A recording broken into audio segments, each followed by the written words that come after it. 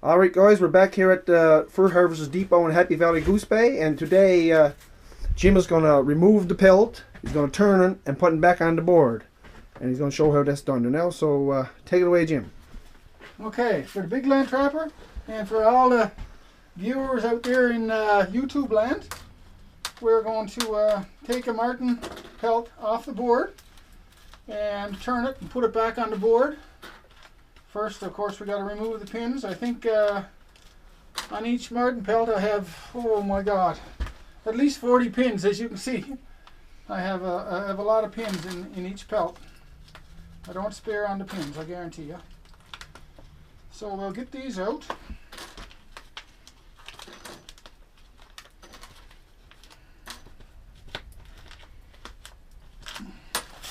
Okay, you'll see there's no belly strip going up inside of this Marten. I don't use one of these, what I guess the old time trappers would call a belly wedge or a busk. I don't use that. I find that stretches the fur out too much, and some people will say, well, geez, you'll never get that Marten off the board. But with these boards from Fur Harvesters, they come off really easy. First, we just knock them on the floor a couple times on the nose like this. Couple sharp knocks, and you'll see this hole in the board right here. I stick that hole in the board right into a nail that's in the wall right here, so I have something to pull, and then I just pull right here. But I don't pull on these legs here. If you pull on the legs, you could rip it right here. So just pull on the, comes off, perfect. Okay, so the Marten is off the board. Next thing, we have to get that Marten so that the fur is on the outside.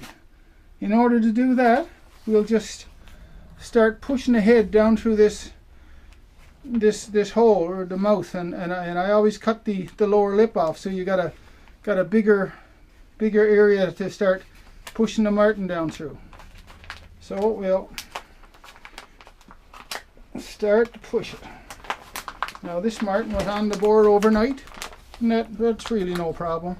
Some people leave them on the board only maybe 3 or 4 hours, but I like to have them completely dry. Then I know there's not going to be any shrinkage.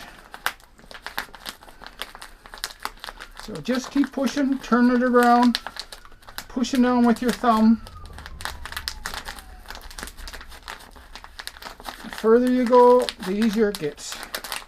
Be a little careful around these front legs.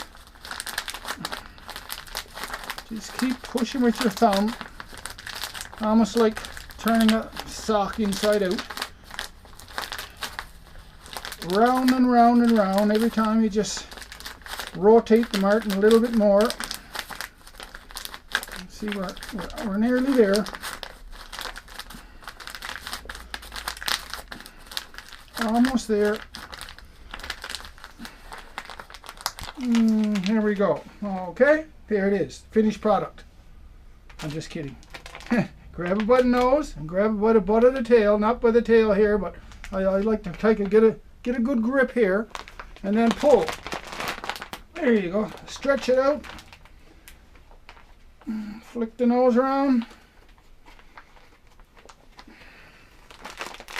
Okay, this way. You'll see the front legs end up on the inside of the pelt, so there will be hopefully no damage during the drumming process. Give it a couple shakes. Now we're going to put it back on the board again. Just leave it on there for another additional day or so it'll dry. I want to make sure it's square on the board. The tail is right down the middle. Okay. Knock it a few times.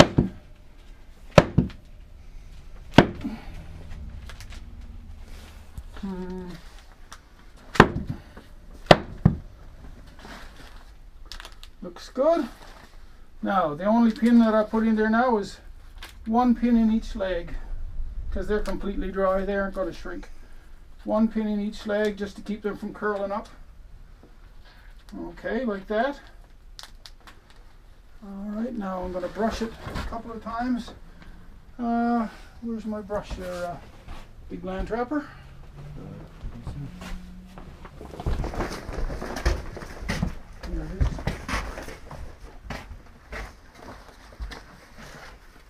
Just brush it lightly a couple times like that. On this side. Done. Big male marten. Okay, just for curiosity, all you guys out there across the country. Let's see what we got here.